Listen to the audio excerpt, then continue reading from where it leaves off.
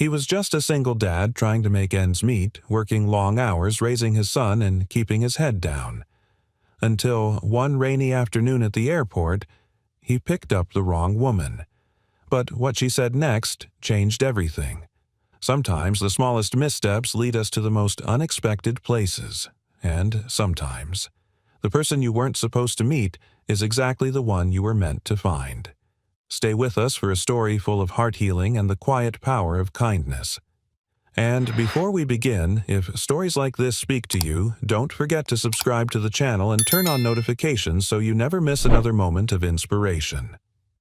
Now, let's begin. Single dad picked up the wrong woman at the airport. But the CEO said, "I've been looking for you." The rain came down in chaotic sheets, slashing the windshield like nature's own tantrum. Ethan Blake leaned forward in the driver's seat of the hotel's black SUV, squinting through the wipers as they struggled to keep up. JFK International was a maze of horns, headlights, and human exhaustion. Flights were delayed, rerouted, or outright canceled. Travelers shuffled like ghosts, their umbrellas flipping inside out in the wind. Ethan glanced at the dashboard clock, 5:42 p.m. His phone buzzed on the passenger seat. A message from hotel dispatch blinked on screen. Guest Catherine Walters has canceled. Do not proceed. He sighed. This was his last pickup for the day. Maybe he'd make it home early enough to read Liam a bedtime story. Not that the 7-year-old needed stories anymore, but Ethan liked reading them anyway. It was one of the few places where his voice felt safe, unjudged, like it still held value. He was about to pull away when the rear terminal doors hissed open. A woman stepped into the storm, dragging a small leather suitcase behind her. No umbrella, just a drenched wool coat clinging to her like a second skin. She paused on the curb, blinking rain from her lashes, scanning the crowd like she'd just realized she was on the wrong planet. Something about her stopped him. Maybe it was the way she clutched her coat shut, or the unguarded confusion in her expression. Maybe it was the fact that she looked like someone who never got rained on, someone used to first-class lounges and private cars, not stranded curbsides. He opened the window halfway. Miss Walters. The woman turned. For a beat too long, she said nothing. Her lips parted as if she were about to say no, but then something flickered across her face. Recognition. Hope. Sadness. "Yes," she said. "I suppose I am." Ethan hesitated, but the look in her eyes, like she hadn't spoken that word in years, made him unlock the doors. She slid into the back seat, dripping water onto the floor mats. Ethan offered her a towel he kept for Liam's soccer games. She accepted it with a faint smile, but said nothing else. No small talk, no instructions. Just silence, heavy and oddly intimate. As he drove, he kept glancing at her through the rear-view mirror. Her features were striking, refined, confident, but not overly made up. There was a calmness about her that felt rehearsed, like someone who had practiced serenity for years. Halfway through Queens, he cleared his throat. "Sorry about the wait. The airport's a mess today." She nodded without looking up. "It's all right. Some things are worth waiting for." The way she said it, it didn't sound like she was talking about traffic. Ethan's grip on the steering wheel tightened slightly. By the time they crossed the East River, the rain had eased into a whisper, tapping gently against the windows like a lullaby trying to calm something inside them both. The Manhattan skyline loomed ahead, washed in gray. Ethan flicked his signal as they neared the hotel. "You sure you're staying at the Rosewood? I don't have a reservation under your name." "That's all right," she said. "I made some spontaneous changes." He parked beneath the awning, stepping out quickly to open her door. As she stepped onto the pavement, she paused, staring at him with a look that made his skin crawl in the most inexplicable way. "You really don't remember me, do you?" she asked softly. The words hit him like a flash of heat through the cold. He blinked. "Sorry." "Should I?" She tilted her head, her wet hair clinging to her cheek. "No, I suppose not." He watched her walk through the lobby doors, her heels clicking like punctuation marks at the end of some unfinished sentence. Back in the driver's seat, Ethan sat motionless for a long minute. Something about her bothered him, not in a bad way, but in the way an old song does when you can't remember the lyrics but can still hum the melody. He shook it off. His job was done. He had a kid to get home to laundry to fold and a sink full of cereal bowls waiting to remind him how ordinary his life really was. But as he pulled away from the curb, the clouds above began to break. A single shaft of sunlight pierced the storm landing directly on the spot where she had just stood. He didn't know it yet, but nothing about this day had been a mistake. The hotel lobby shimmered with quiet elegance. Crystal pendant lights, polished marble floors, and fresh-cut orchids whose perfume lingered like the memory of a kiss. Claire stepped inside, leaving the storm behind her, but she didn't shake off the chill. It was the kind that came from within, not from rain or wind, but from memories brushing against the edge of the present. The front desk attendant greeted her warmly, fingers poised above the keyboard. "Good evening. May I have your name for the reservation?" Claire hesitated. 1,000 names passed through her mind, names she'd signed on mergers contracts and letters of intent, names the press had plastered across headlines like badges of war, but none of them felt like hers tonight. Finally, she said, "Claire Donovan." The attendant typed. A beat passed, then another. He frowned. "I'm sorry, Miss Donovan. I don't see a reservation under your name. Perhaps it's under someone else's." She smiled faintly. "It's all right. I didn't book ahead." He blinked. "Oh. Well, we do have availability. Would you like a deluxe or an executive suite? I'll take whatever's furthest from the elevators," she said. "Quiet, if possible." He nodded and began the process. Claire's eyes drifted across the lobby. Through the glass doors, she could still see Ethan's SUV pulling away from the curb. Something tightened in her chest, some inexplicable blend of relief, pain, and hope. She had found him. But he didn't remember her. Up in her room, Claire dropped her coat over a velvet chair and peeled off her damp sweater. The suite was tasteful modern lines, soft lighting, quiet luxury, but to her it felt hollow. Most places did these days.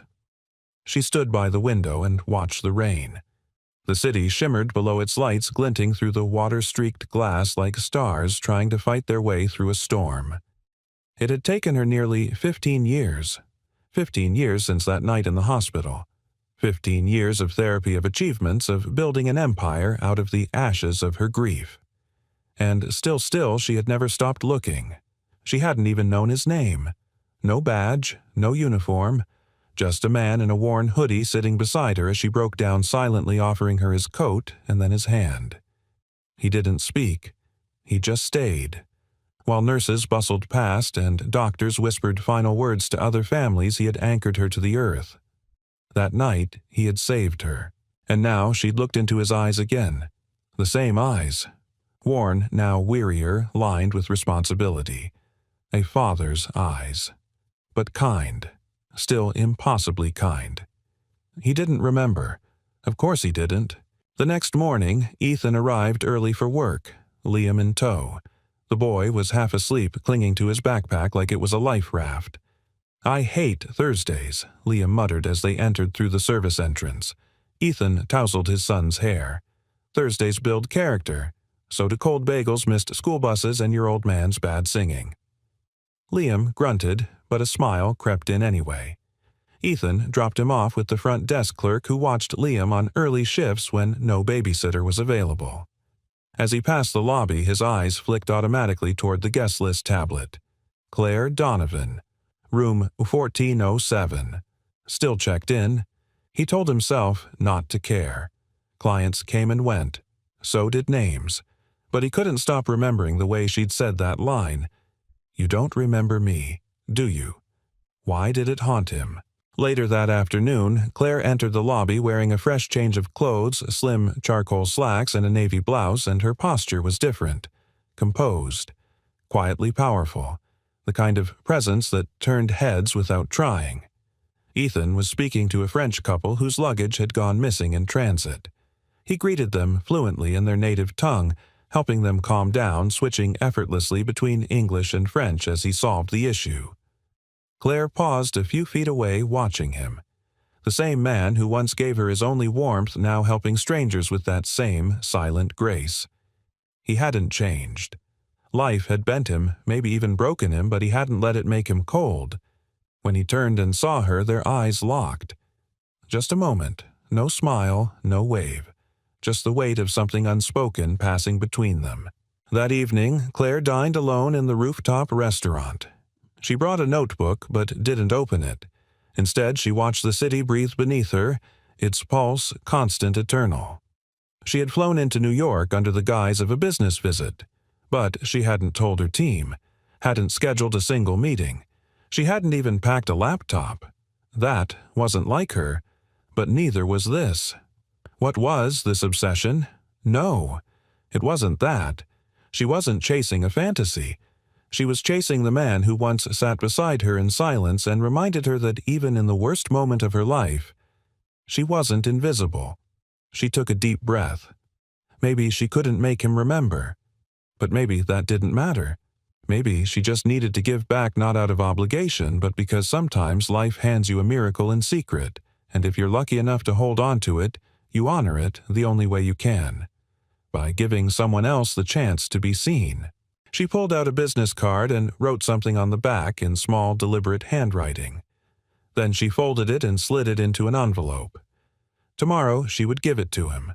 Not to demand recognition, not to claim anything, but to say, "I remember." And it mattered. The sun filtered gently through the windows of the Rosewoods Cafe, painting golden stripes across the hardwood floors and scattering warmth on a chilly New York morning. Claire sat at a corner table near the window, her coffee untouched, her gaze fixed on a small boy seated 2 tables away. A mop of dark blonde curls, a paper airplane in one hand, a slice of banana bread in the other. He was humming to himself something off-key and sweet. She couldn't look away. Ethan appeared moments later with 2 mugs of cocoa and a napkin he tucked under the boy's chin with practiced tenderness. The kind of touch that had long become second nature. "Careful, Liam. No more cocoa avalanches today." The boy giggled. That was one time Claire smiled without realizing it.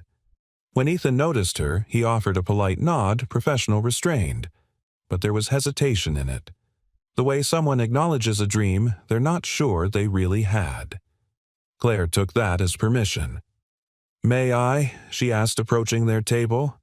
Liam looked up first. His eyes were curious, fearless. "You're the lady from the elevator," he said, grinning. "I am," Claire replied, kneeling slightly to his eye level. "And I heard someone humming a tune I used to hum when I was your age. It's called Mission Mars." "I made it up," Liam said proudly. Ethan gave Claire an apologetic look. "He's a composer, among other things." Claire chuckled. "That's impressive. May I sit for a minute?" Ethan paused, unsure. But Liam, clearly having made the executive decision for the group, pulled out the chair beside him. "You can sit here," he said. Claire took the seat, easing into the strange comfort of their company. For a few minutes conversation flowed like a quiet stream, childish observations from Liam, cautious replies from Ethan, and a gentle rhythm between the 3 of them that felt oddly right. "What do you do?" Liam asked between bites. Claire smiled. "I'm a problem solver." "Like my dad," he said instantly. "He fixes everything. The radiator, the dishwasher, a broken nose one time." Ethan groaned. "That was an accident at soccer, not a bar fight." Claire laughed. "I believe you." "And you," Liam pressed. "What kind of problems?" She hesitated, choosing her words. "I help people who are stuck, people who've forgotten how big the world can be. I remind them." Liam gave a small, thoughtful nod. "That's cool." Ethan's eyes softened. "That's more poetic than most CEOs I know." Claire tilted her head. "How do you know I'm a CEO? You're staying in a penthouse, you wear clothes like someone who doesn't check price tags, and your phone hasn't stopped buzzing since you sat down, but you haven't looked at it once. That's power. Real power doesn't need to announce itself." Claire blinked, stunned into silence for half a second. Then, "You're observant." I drive people for a living, Ethan replied. I pay attention. People talk more when they think you're not listening. Something about that statement stayed with her. She leaned forward slightly. And, do you ever feel stuck? Ethan hesitated. Sometimes. Liam looked between them. We were stuck in an elevator once. That was the worst? Claire smiled. Was it scary? No, Liam said seriously. Because Dad held my hand and told me we'd be fine. And he was right. She swallowed hard. The image pierced something soft in her the same way that long-ago night in the hospital had when she thought the world had ended. But someone beside her refused to let her fall apart. Later that day, Ethan was rearranging guest luggage in the back storage bay when the hotel concierge passed him an envelope. This was left for you by the guest in 1407, she said. He opened it. Inside a business card. Claire Donovan, CEO, Donovan Nexus. And beneath the printed words, handwritten in fine blue ink, sometimes silence says more than words. You didn't speak that night, but you stayed. Ethan stood frozen, the card trembling slightly in his hand. That night. A flurry of dim recollections flickered, flashing white hallway lights, the sound of someone weeping on the bench outside the NICU. His own grief a raging sea. He'd sat next to her, not to fix her, just to be there, because she looked as lost as he felt. He hadn't known her name. He never expected to see her again. Back in her suite, Claire lay awake with the city blinking beneath her. She didn't expect him to rush in with gratitude or sweeping declarations. That wasn't what she was here for. She just wanted him to know it mattered. That the man who gave without asking, who sat in silent solidarity while her world fell apart, he had saved her. And now, if fate allowed, she wanted the chance to return the favor. Not out of obligation, but out of the quiet, profound truth that sometimes the people who once held your broken pieces eventually deserve someone to hold theirs. Tomorrow she would see him again, not as the girl from the past, but as the woman who had finally found the man who once saw her before she knew how to see herself. The lobby was quiet the next morning, sunlight filtering through the high windows like warm honey. The hustle hadn't yet begun, no guests in line, no ringing phones, just the low hum of city life beginning to stir. Ethan stood near the front desk, organizing a clipboard, trying and failing not to glance toward the elevator.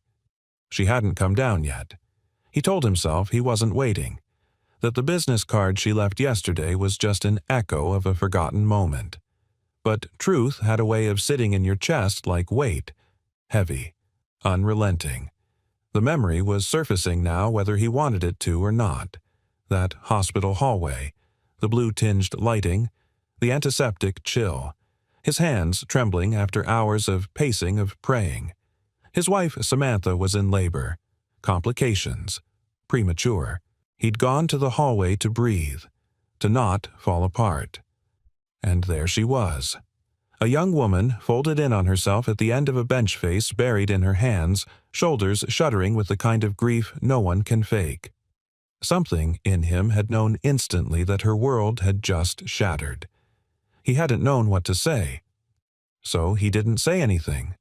He sat beside her, offered his coat, offered silence. And when her sobs threatened to tear her apart, he gently reached out and held her hand. No names, no words, just warmth. Ethan didn't hear the elevator ding behind him until Liam came running from the side hallway. Miss Claire, the boy, shouted. Ethan turned. She stood there in a simple ivory sweater and dark jeans, her hair pulled back casually, but her presence still lit up the room. She knelt smiling and opened her arms. "You remember me then," she teased. "I remember you," Liam said proudly, hugging her. "Dad says I forget stuff, but I remember the important things." Claire looked up just briefly and met Ethan's eyes. He was already watching. They met again at lunch, not by plan but by something quieter, something organic. Claire had taken her laptop to the Courtyard Cafe, a quiet space tucked behind the hotel with potted trees and wrought-iron tables. She hadn't worked at all. Her screen remained dark while her mind wandered. She didn't notice Ethan until he placed a glass of water on her table. She looked up. "Is this room service?" "No," he said. "Just thought you might need one." Her smile was slow, genuine.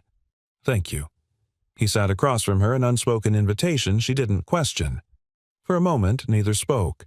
The rustling leaves and distant horns of New York filled the space between them. Then Ethan cleared his throat. "I remember you." Claire looked up, startled, not because she doubted he would, but because hearing it aloud felt like a key turning in a long-locked door. It was the maternity floor, he continued. "I was waiting outside the NICU. My wife, Samantha, was inside. We'd lost a baby before. This one was early, too. I went out to breathe and saw you on that bench." Claire's eyes shimmered. My mother had just died. Stage 4. It happened so fast. I didn't even have time to process it.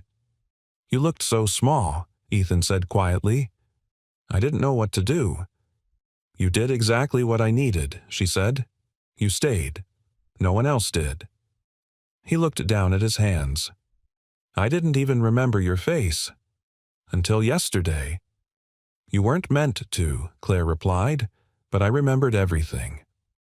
A breeze lifted the edges of her napkin, and for a second neither of them moved, just let the silence wrap around them like the night they once shared, wordless but not empty. "I searched for you," she added. "Years later. Not obsessively, just hoping one day I'd run into the man who reminded me I wasn't invisible." Ethan shook his head gently. "I wasn't trying to do anything heroic." "I know," she whispered. "That's why it was." Later that day, Claire found herself walking through the hotel's quiet halls, a strange energy in her chest like something was blooming after years of lying dormant. She hadn't meant to stay this long, hadn't planned on getting involved. But Ethan was more than a moment from her past.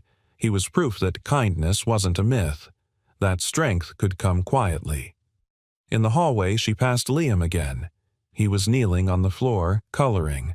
"Hey, kiddo," she said, crouching beside him. "What are you drawing?" He held it up proudly. A stick figure family, 3 people holding hands, a house, a dog, a sun with too many rays. "That's me and Dad," he said, "and that's you." Claire blinked. "You drew me." "You're happy in it," he said, "'cause we let you stay." She bit her lip. "I haven't asked if I'm allowed to stay." Liam tilted his head. "Do you want to?" Her answer caught in her throat. "I'm starting to." That night, back in his modest apartment, Ethan sat in the quiet after Liam had gone to bed. He held the business card she'd given him in one hand, his thumb tracing the handwritten message. "You didn't speak that night, but you stayed." He stared at the sentence for a long time, then stood, walked to the shelf in the hallway, pulled out an old photo box, and for the first time in 7 years, he opened it. Inside were faded ultrasound photos, hospital bracelets, a yellowed page from a parenting magazine with a circled article about sleep schedules, and at the bottom, a frayed coat. His old hoodie, the one he'd given her. He'd forgotten he still had it. Ethan held it in his hands and exhaled slowly. There were moments in life that didn't ask for recognition. They asked to be remembered. And for the first time, he wasn't afraid of what would come next. He was curious, hopeful. Maybe, just maybe it wasn't too late to let someone stay. The next morning, the rain had stopped, but the air still carried that earthy scent of streets washed clean like the world was offering a second chance. Ethan stood at the breakfast bar in his kitchen flipping pancakes for Liam, trying not to overthink what today might bring. But his hands betrayed him. He burned the first one and undercooked the second. Liam sat at the table legs, swinging back and forth, eyes fixed on his sketch pad. "Miss Claire likes strawberries," he said suddenly, as if it were part of some ongoing conversation. Ethan looked over his shoulder. "Does she?" She picked them off her muffin and saved them for last. "That means they're her favorite. That's what my teacher says." Ethan smiled in spite of himself. "You're observant." Liam grinned. "I get it from you." He flipped the next pancake more carefully, but his chest felt tight. Yesterday had shifted something inside him and he wasn't sure what to do with it. Claire stood by the lobby fountain tapping something into her phone before tucking it away. She wore a soft camel coat hair loose today, her expression focused but not closed. She seemed less like a CEO and more like someone deciding to be present. When Ethan approached her with Liam trailing behind, Claire looked up and her smile was immediate warm. "You two are becoming a habit," she said. Liam beamed. "We brought you something." He held out a small to-go box wrapped with a red napkin. Inside, 2 pancakes shaped like stars topped with fresh-cut strawberries. Claire laughed genuinely. "Are these?" "My dad made them," Liam said proudly. "I only helped with the taste testing." Claire glanced at Ethan, who shrugged, figured it was safer than burnt toast. They shared a quiet laugh, and for a moment it felt normal, effortless. That afternoon, Claire took Liam for a walk through the Central Park Conservatory garden. The hotel staff had offered a babysitter, but Liam had asked for Claire. He didn't want to see the new Spider-Man exhibit. He wanted to hang out with the lady who listens. Claire had blinked when Ethan told her, then simply said, "I'd be honored." Ethan had almost said no. Almost. He didn't know why he'd agreed, maybe because Liam seemed happier lately, or maybe because something in Claire's presence felt steady, unthreatening, familiar in a way Ethan hadn't known he was craving. But as he watched them leave, Claire holding Liam's hand, letting him set the pace, he felt an ache he didn't expect. Not jealousy, fear. Fear that he was letting something in. Again. Alone in the apartment that afternoon, Ethan found himself standing in Liam's room. It was a modest space bunk bed, posters of planets and dinosaurs, a bookshelf with more bedtime stories than any child would ever need. He touched a framed photo on the shelf. Samantha smiling in the hospital bed, Liam wrapped like a burrito in her arms. She had looked so strong that day, even after 20 hours of labor. And then, 12 days later, she was gone. A blood clot. A nurse said the word embolism like it wasn't supposed to shatter a life. Ethan had folded in on himself after that, gone into survival mode. The man who had once dreamed of building homes now worked fixing pipes and patching drywall. He didn't chase dreams, he clung to stability because hope was what made people bleed. He hadn't let anyone in. Not really. But Claire. Claire was different. She didn't push. She noticed. And somehow that was harder to resist than anything loud or dramatic. Meanwhile, in the garden, Liam was giving Claire a guided tour as if he were the appointed ambassador of Central Park. He pointed out every duck, every oddly shaped tree branch, every flower whose name he had half remembered. Claire listened, nodded, asked questions not out of politeness but with true interest. "Are you going to stay forever?" Liam asked suddenly as they reached a bench. Claire paused. "Forever is a long time." Liam squinted. "I don't like when grown-ups say that. They always mean no." She studied his face. "Would it be so bad if I stayed?" Liam shrugged. "Not to me. But Dad doesn't let people stay." "Why do you think that is?" He thought about it, picking at a blade of grass. "Maybe he's afraid they'll leave anyway." Claire's throat tightened. "Are you going to leave?" he asked, not accusing, just curious. "I don't want to," she said honestly. Liam gave her a slow, satisfied nod. "Okay, then I'll keep your seat saved." He patted the bench beside him. That night, Ethan opened the door to find Claire standing outside his apartment. She wore no makeup, no armor, just a soft expression and a paper bag in hand. "I brought soup," she said. He blinked. "Soup. You looked like someone who hasn't had dinner that wasn't beige in a long time." He chuckled, despite himself, and stepped aside. Inside, Claire set the bag on the table and unpacked 2 containers of homemade minestrone she'd had the hotel chef whip up as a favor. "You didn't have to," I know she interrupted. "I wanted to." They ate quietly. Liam told her about his science project and made her laugh with impressions of his teacher. But later, after Liam had gone to bed, the silence between Ethan and Claire changed. Deeper, more exposed. Claire sipped her tea. "Why did you let me stay?" He didn't answer right away.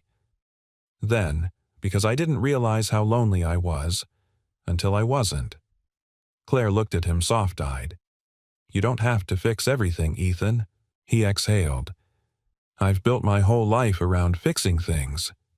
She reached across the table, gently placing her hand on his. "Maybe it's time someone held you together for a while." He didn't speak, but he didn't pull away either. Outside, the city buzzed with the quiet pulse of a million lives moving on with or without you. Inside, for the first time in years, Ethan didn't feel like he was bracing for something to break. He just felt still. And maybe ready. The city was alive with the soft hum of early evening traffic, slowing windows, glowing autumn leaves, stirring in sidewalk gusts. Inside, room 1407, Claire sat at the small desk by the window.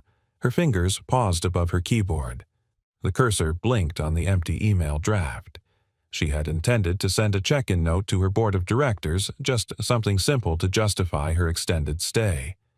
But her hands wouldn't move. What would she even say? "I came for a site visit and found the man who once held my hand in a hospital hallway 15 years ago. And now I don't know how to leave." Instead, she closed the laptop gently and stood. The reflection in the window looked back at her, not the CEO in polished heels and precision plans, but the woman who longed for something she'd never written into any 5-year strategy. A woman who for the first time in a long time didn't feel so tired of being strong. Downstairs in the hotel staff room, Ethan was watching Liam try to balance a muffin on his forehead while reciting the names of all the planets in reverse order. Neptune, Uranus, Saturn. Wait, no, I skipped Jupiter. The muffin toppled to the floor with a dramatic thud. Ethan laughed. "I'm impressed by the ambition, kid." Liam wiped his forehead and shrugged. "Miss Claire bet me I couldn't do it." Ethan raised an eyebrow. "She bet you muffins, mini muffins," Liam corrected. "She's a smart negotiator." Ethan smiled to himself, shaking his head. That woman had a way of slipping into their lives like she belonged there. And strangely, it didn't feel like an intrusion. It felt like oxygen. Later that day, Claire joined Ethan and Liam in the hotel's rooftop garden, a quiet, underused terrace with a view of the city that shimmered like a secret only a few were allowed to see. Liam ran ahead, chasing invisible dragons, while Ethan and Claire walked side by side along the stone path between potted lavender and tiny olive trees. Claire broke the silence first. "I've decided to stay a few more days." Ethan nodded slowly. "Everything all right with your schedule?" "I cleared it," she said, hands tucked into the pockets of her coat. "Apparently the company won't collapse without me for another 48 hours. He gave a short laugh.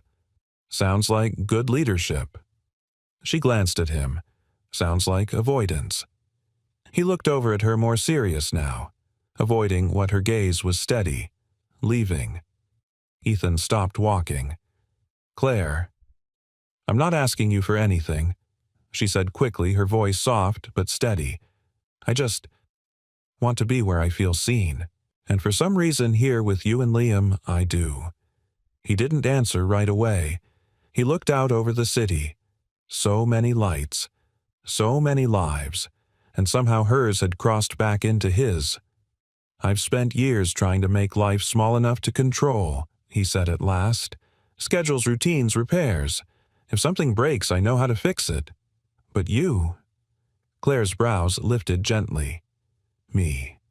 You're not something I know how to fix," he admitted. "And that scares me." She stepped closer. "I'm not asking you to fix me either." A long silence passed between them. Not heavy, just honest. Then Ethan looked down at her. "Liam told me you're the lady who listens." Claire laughed softly. "He said that, yeah. He also said he wants to keep your seat saved, just in case you stay." Claire's throat tightened. "And you?" He hesitated. Then quietly, I haven't thought about what I want in a long time."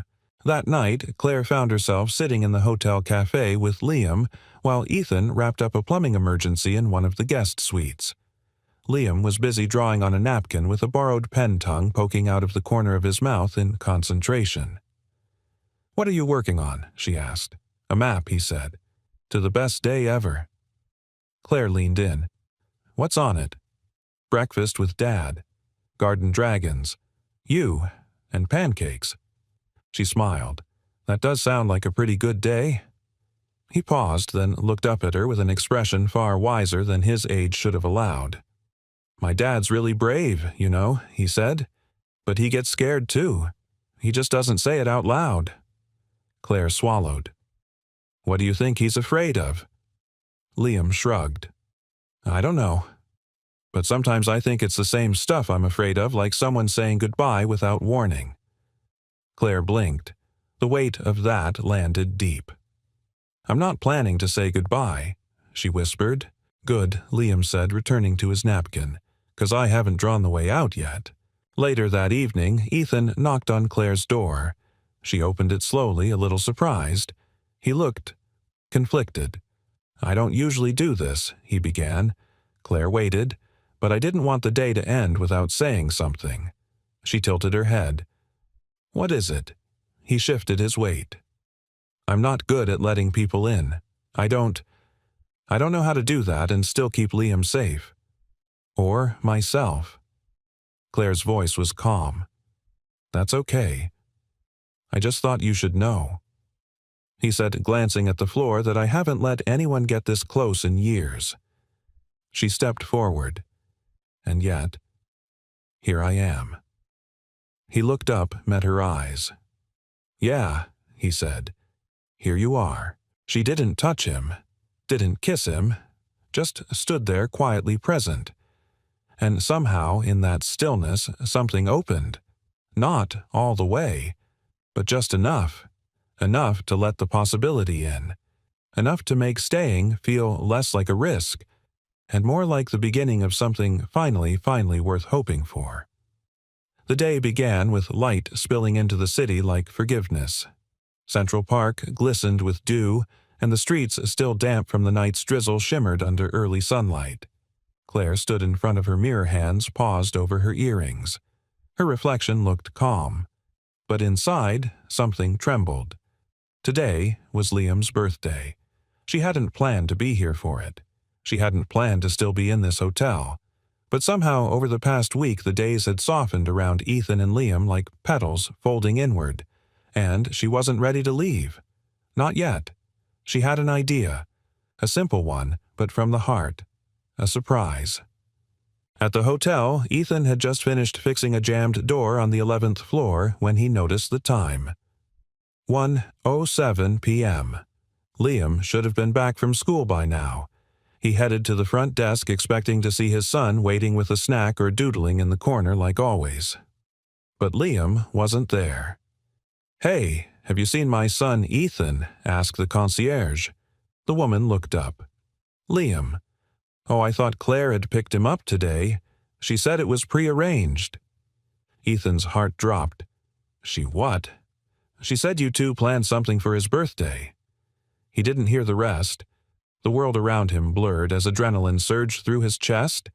He pulled out his phone and called Claire. No answer. Again. Voicemail.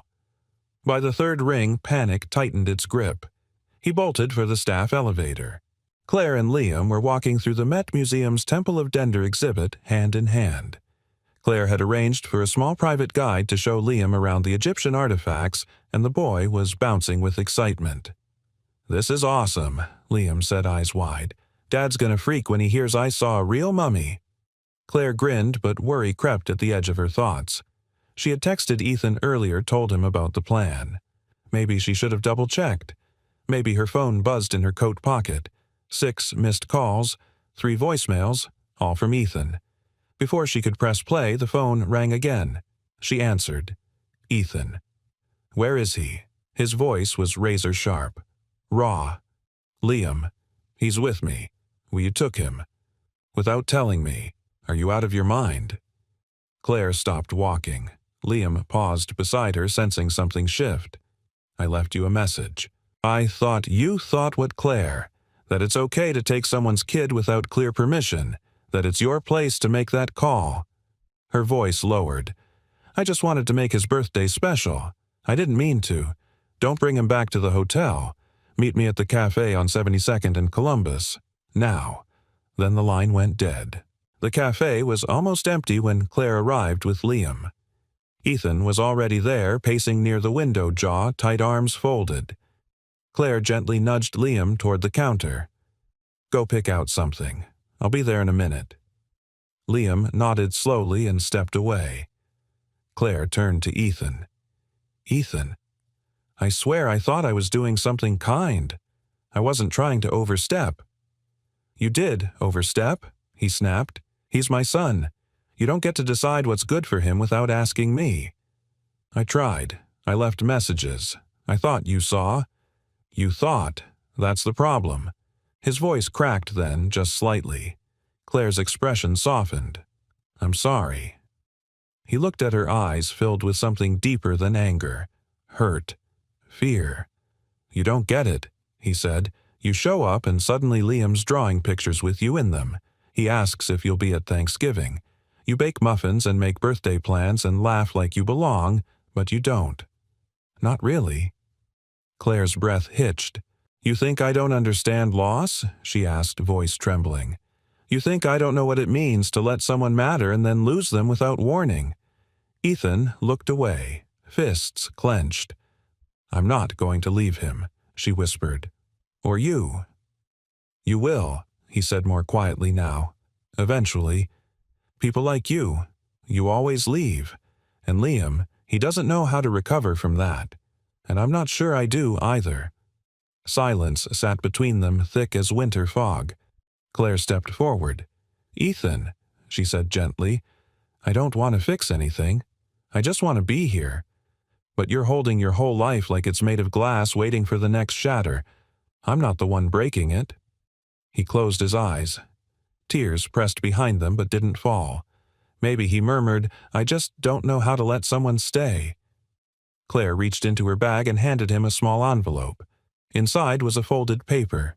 Liam's drawing from the other night. The one with the sun, the house, and 3 people holding hands. I didn't ask for this, she said. But I'd be lying if I said I didn't want it. She glanced toward the counter where Liam was still picking between 2 pastries, totally unaware of the emotional wreckage a few feet away. I'll go if you want me to, Claire said. I'll pack up tonight. But I needed you to know I wasn't playing a part. I wasn't trying to win anything. She paused. I just wanted to belong somewhere again. Then she turned and walked to Liam. They left the cafe quietly. And Ethan, who had spent years mastering the art of holding everything together, felt something in him collapse. Not like a building, but like a dam. And the water behind it had a name. Claire. The hotel suite was unnaturally quiet that evening. Claire stood in the center of room 1407, her suitcase open on the bed, half filled, half abandoned. A folded blue sweater rested on top one she'd worn the day Liam spilled cocoa on her sleeve and laughed so hard he almost cried. She traced its sleeve with her fingers, then closed her eyes. How quickly something could start to feel like home. She moved slowly, methodically, placing books in a neat stack, zipping up toiletries, folding the photo Liam had drawn and tucked into her purse pocket. He had called it Our Team. Stick figures in front of a house with their names in blocky letters, Liam, Dad, Claire. The sun smiled in the corner. Her chest tightened. She'd promised herself she would never get attached without permission. And yet she had. Quietly, irrevocably, completely. She took a seat at the writing desk by the window and pulled a hotel notepad toward her. The pen hovered above the page. Then it moved. Ethan. I never expected to find you. I didn't come here searching for anything except closure. For years, I've remembered that night in the hospital, the worst night of my life, and how somehow the presence of a stranger kept me from falling apart. You didn't ask my name. You didn't offer cliches or try to fix what was broken. You just stayed, and that changed everything. I wanted to tell you thank you. I thought that's all it would be. But then I met Liam, and I saw your life, your quiet strength, the way you protect what you love with every ounce of yourself. And I realized that the man who once saved a stranger with silence had spent years saving his own son with the same gentle, invisible grace. And I fell for both of you. Not in some sweeping romantic way, not like the stories we see in movies, but in the real, deep, terrifying way people do when they realize they've found something too good to ask for. I didn't mean to take Liam without asking. I truly thought you'd seen the message. But more than that, I made the mistake of believing I belonged in your world without asking you first. I'm sorry for that, but I'm not sorry for caring. I'm not sorry for hoping. You said you don't know how to let someone stay. So I'll go, but I'm leaving you this not to change your mind, not to guilt you into chasing after me, but so you know what you gave me. You made me feel visible. You made me feel safe again. And if there's even a part of you that wants to find me not out of obligation, but because your heart is ready, then you'll know where to look. Until then, I'll keep the door open. Claire. She folded the note and tucked it beneath the ceramic mug on the kitchen counter. No signature, no drama, just truth. And then she pulled the zipper on her suitcase shut. As she turned off the lights and softly closed the door behind her, something in her chest ached, not like a bruise but like something newly unwrapped. A love not rejected, just not ready yet. Ethan didn't find the note until well past midnight. The hotel had quieted. Liam was already asleep, one arm draped over the side of the bed, clutching a half-crumpled drawing. Ethan had returned to room 1407, half expecting, half hoping to find her still there. But the room was empty. The air still held the faint trace of her perfume, warm, clean, like vanilla and quiet courage. He stood in the middle of the suite, motionless. Then he saw it, the mug on the counter, the corner of the note peeking out beneath it. He didn't rush. He walked to it as if it might disappear if he moved too fast. When he read the letter, his knees nearly buckled. He leaned against the counter, gripping the paper like it might anchor him. Every word hit something raw. Not because it begged, but because it didn't. Because she'd walked away with grace, not accusation. She'd loved with openness and accepted the silence that came back. And she'd left him the one thing he hadn't known he was missing. A choice. He sat on the edge of Liam's bed for a long time, watching his son breathe. Liam stirred one eye, fluttering open. Dad Ethan whispered, "Yeah, buddy, I'm here. Miss Claire, go home." Ethan hesitated. "Yeah, she did." Liam's voice was quiet. "Did you make her leave?" Ethan stared at the shadowed ceiling. "No," he said eventually. "I think I made her feel like she had to." Liam blinked up at him. "Why?" Ethan swallowed. "Because I was afraid." Of what? A pause. Of needing someone I couldn't keep. Liam shifted under the covers. "If you're scared, I'll hold your hand." Ethan closed his eyes. It was the same phrase he had once said to a frightened stranger on a hospital bench. The same one Claire had never forgotten. The same one Liam now offered back to him. He opened his eyes and looked at his son. "I think I need that," he said. Liam smiled sleepily and reached out his small fingers, wrapping around Ethan's. And in that fragile, perfect moment, something inside Ethan cracked open, not in pain this time, but in release. He didn't know what he would do yet. But he knew one thing. He wasn't going to let the best thing he'd found slip away in silence.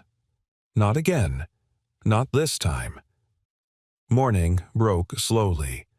It wasn't the kind of sunrise that demanded attention. It was soft, unassuming, the kind that crept through the blinds without asking and warmed the space between father and son like a quiet promise. Ethan sat at the kitchen table, Claire's letter spread before him. He'd read it again just before making Liam's breakfast. Then again while the toast cooled, and now again after Liam had gone to brush his teeth. There were no flourishes in her words. No grand confessions. Just grace wrapped in stillness. He didn't know people could love like that without needing to be chosen back, without demanding proof.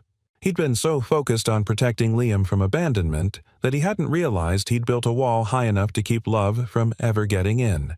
And now he had no idea how to lower it without breaking everything he'd spent years holding upright.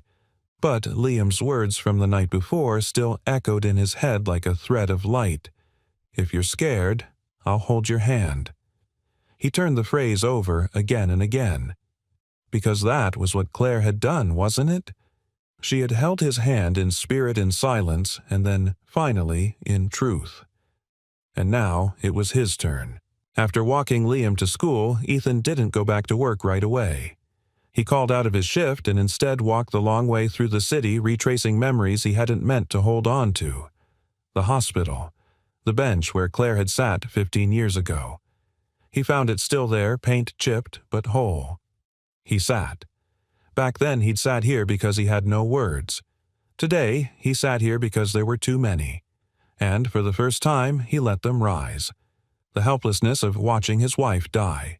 The terror of holding a newborn with no idea how to raise him. The years of pushing through, fixing, controlling, surviving, but never really living. And then Claire had appeared. Not to save him, but to see him. Not to demand anything, but to remind him that he too was allowed to want something more. He sat on that bench until his heart steadied.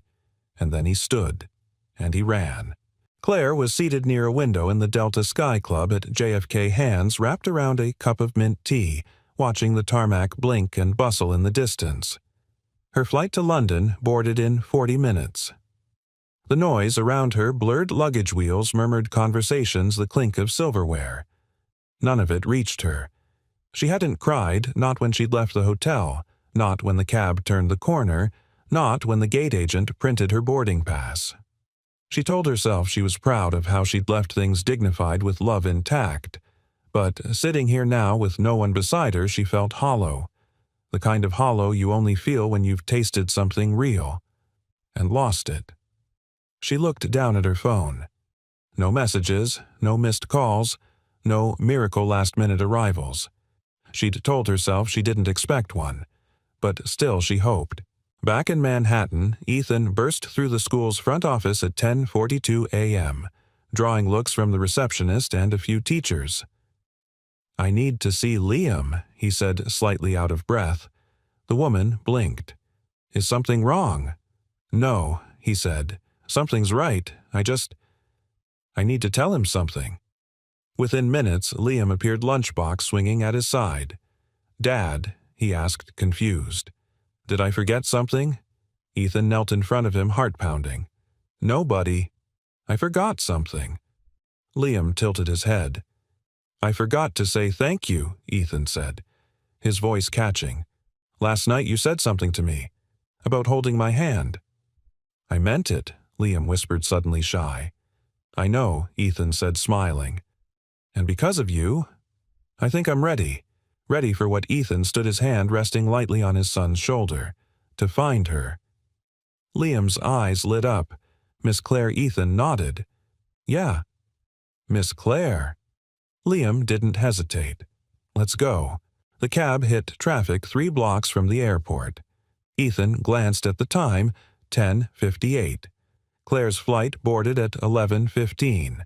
Liam kept bouncing beside him, peeking out the window like he could somehow will the cars to part. "She always waits at the window," he said suddenly, "when she's nervous." Ethan raised an eyebrow.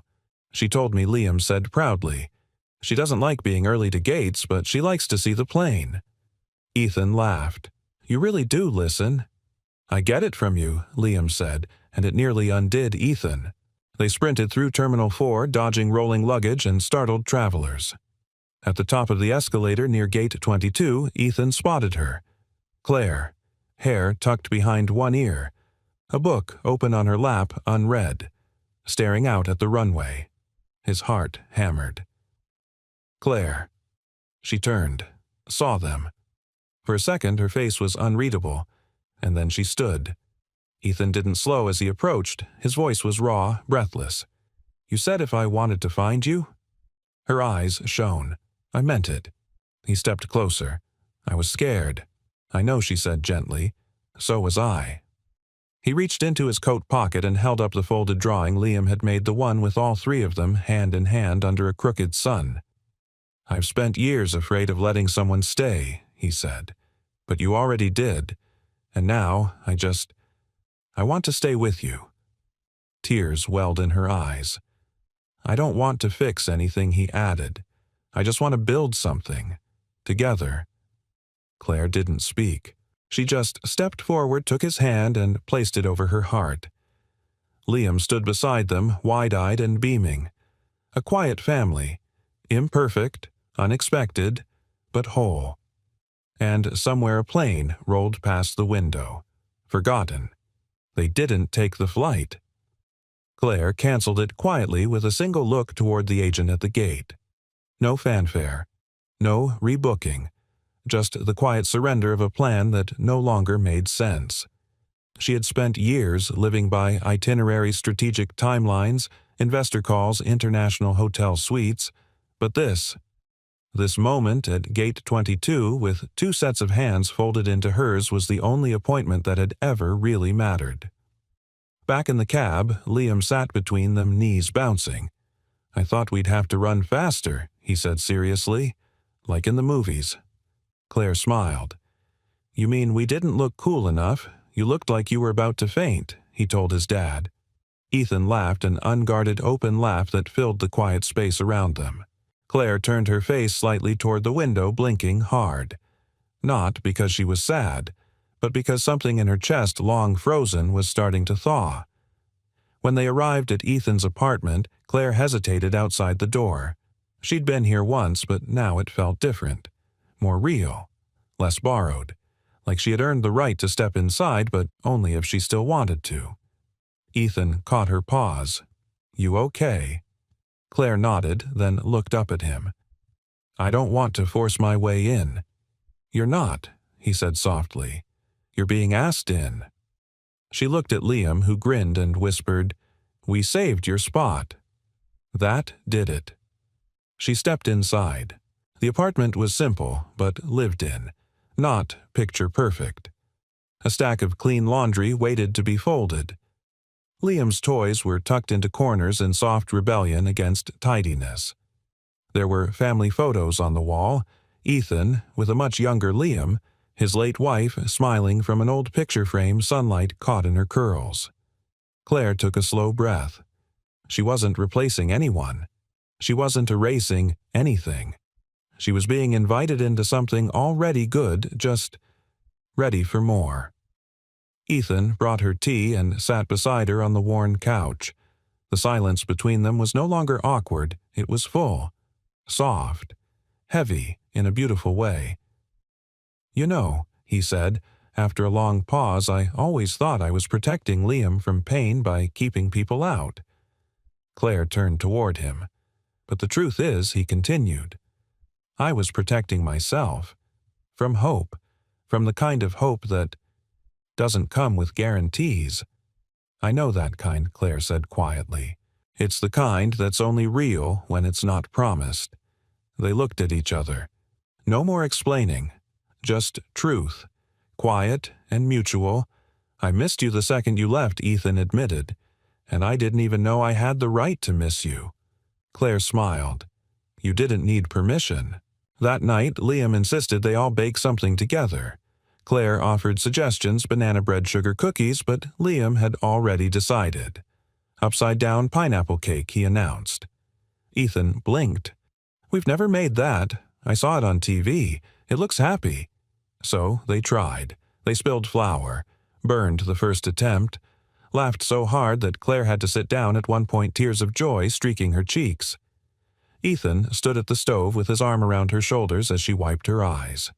Liam decorated the second cake with pineapple slices that looked like lopsided suns. "It's kind of perfect," he declared. Claire took a picture of the three of them holding the cake, Liam in the middle, beaming. It wasn't glossy, it wasn't curated, but it was real. And in that photo there was no emptiness, no missing piece, just wholeness. Later, when Liam had fallen asleep on the couch, Ethan carried him gently to bed. Claire followed, pausing at the door as Ethan tucked the blanket around his son's shoulders and kissed his forehead. He turned to find Claire watching. "He's lucky," she whispered. Ethan smiled. "I think I'm the lucky one." They returned to the living room. The apartment felt warm, more like a home than any place Claire had lived in years. She stood by the window gazing out at the night. "I used to believe healing looked like forgetting," she said softly. "That to move forward you had to leave everything behind." Ethan joined her, their shoulders nearly touching. "And now?" he asked. She turned, eyes gleaming. "Now, I think healing looks like this. Letting what hurt you shape you, but not close you." Ethan reached for her hand. This time she didn't hesitate. "I'm still scared," he admitted. "So am I. But I think I want to be scared with you." Her smile was small but radiant. "Then that makes two of us who are finally brave." He leaned in, slow, careful. Their foreheads touched, a breath shared, and in the quiet of that night, without declarations or fireworks, something sacred unfolded. Not the beginning of love, but the return to it. In another room, Liam stirred in his sleep, unaware that just down the hall his world had quietly rearranged itself into something even better. Not perfect, but true, and for the first time in a long time, the air between all three of them felt like it was finally full of promise. 3 months later, the wind had turned cold again in Manhattan, curling through the streets with the sharp promise of winter. But inside the small apartment above 86th Street, warmth danced in the air, laughter, the smell of cinnamon, the soft rustling of paper-wrapped presents being sneakily hidden in closets Liam wasn't supposed to open. The holidays were coming. Claire stood by the kitchen counter wearing one of Ethan's flannel shirts over leggings, her hair tied in a loose knot as she carefully placed handwritten tags on gifts. She didn't rush. She liked this part, the quiet, choosing the deliberate gesture. Nothing bought in a panic. Nothing hollow.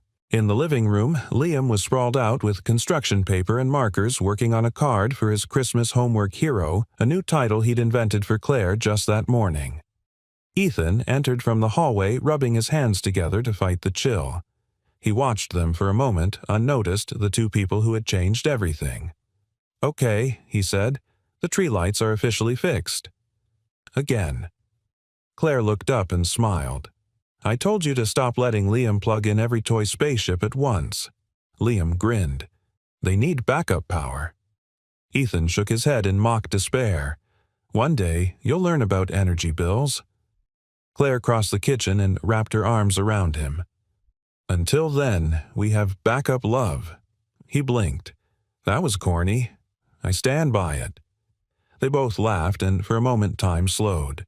There had been 1,000 little moments like this over the past few months, cups of coffee shared before school drop-off dinners made side-by-side bedtime stories told by two voices instead of one. But none of it had been rushed or forced.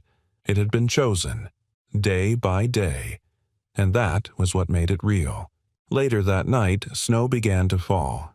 It started gently, just a few flurries tapping against the window before blooming into soft waves that blurred the edges of the city and made even the sirens sound distant. Claire and Ethan stood together by the window mugs of tea, warming their hands. "You know," she said, leaning into his shoulder, "I used to think love was supposed to be grand. Some big movie scene, a kiss in the rain, fireworks, applause." Ethan chuckled. "And now I think love is when someone remembers how you take your tea, or saves you the last bite of pie without saying anything, or watches the snowfall with you like it's the first time." He looked at her. "So, we're not getting applause." Claire shrugged. "We got Liam." "That's better." Across the room, Liam was curled up on the couch, head resting on a pillow, a book half finished in his hands. He'd insisted on staying up to see the snow, but the warmth had gotten to him first. Ethan stepped forward, lifted his son gently into his arms, and carried him to bed. Claire followed, tucking the blankets over Liam's shoulders. As she leaned in to kiss his forehead, Liam stirred slightly. "You're staying right," he murmured. Claire looked at Ethan. Their eyes met, and in that glance was everything what they had feared, what they had fought, and what they had finally found. "I'm staying," Claire whispered. Liam's lips curled into a sleepy smile before he drifted back under. Back in the living room, Ethan lit a small candle on the windowsill. It had become their ritual. One light every night, like a quiet way of saying, "We're here." Claire joined him, slipping her hand into his. "Do you ever wonder how different things would have been?" She asked if we hadn't met again that day at the airport. Ethan nodded. "All the time." "Do you regret anything?" He shook his head slowly. "No, because every scar, every wrong turn, every year I spent afraid, brought me right back to you." She leaned her head on his shoulder. "You know," he added, "you still never explained what you were doing at JFK that day. You didn't have a reservation. You just showed up." Claire smiled. "I was supposed to be on a flight to London for a summit, but that morning I woke up and couldn't go. I kept thinking about that night in the hospital, about how I never said thank you. I got in a car without a plan. I just needed to find you." Ethan looked at her for a long time. Then he said quietly, "Thank you for showing up." They stood there watching the snow coat the world in stillness. In the corner of the apartment next to the bookshelf was a framed picture, three people hand in hand beneath a crooked sun, drawn in crayon on faded paper. Beneath it, written in Liam's blocky handwriting, "Our family." "The long way home." And above them, in tiny lettering, Claire had added, "One night love doesn't always arrive on time, but it always finds its way." Outside, the city kept moving. But inside that small apartment there was light. Not loud, not dazzling, but steady. Like the kind of light you leave on when someone you love is trying to find their way home. And this time, they had. We'd love to know, where are you watching from? Share your city or country in the comments below. It's always heartwarming to see how these stories connect with people all over the world. And if this story touched you, don't forget to subscribe to the channel and turn on the notification bell so you never miss another inspiring moment. Thank you so much for watching. Your time, your presence, and your kindness mean more than you know. We'll see you in the next story.